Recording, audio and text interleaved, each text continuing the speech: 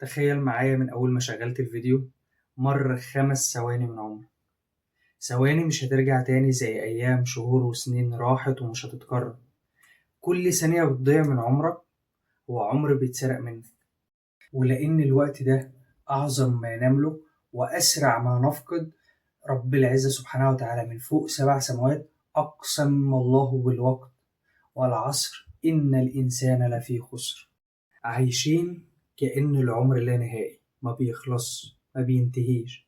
بنأجل أحلامنا وبنأجل خطواتنا لحد ما نصحى فجأة نكتشف إن سنين راحت من عمرنا وإحنا مش حاسين بيها. راحت فين؟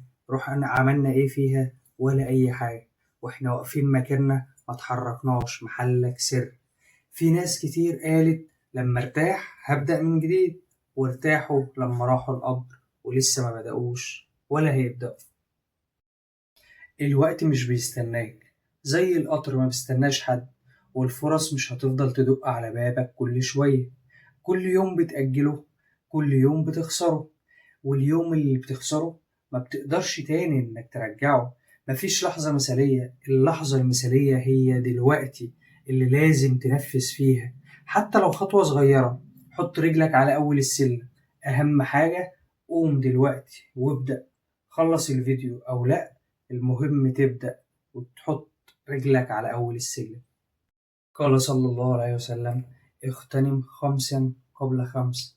حياتك قبل موتك، صحتك قبل سقمك، وفراغك قبل شغلك، وشبابك قبل هرمك، وغناك قبل فقرك. كل يوم جديد بيتولد فيه فرصة جديدة، لكن الفرصة دي مش هتستناك، لأن اليوم مش هيستناك.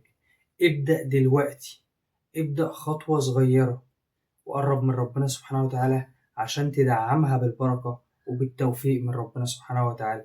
الحياة مش هتنتظرك ولا حد هيستناك عشان تحصله. اللحظة اللي انت فيها دلوقتي هي كل ما تملكه، وهي أغلى ما تملكه. استغلها صح قبل ما تتحول لذكرى. خليها ذكرى جميلة في سجل نجاحاتك وتحقيق أهدافك.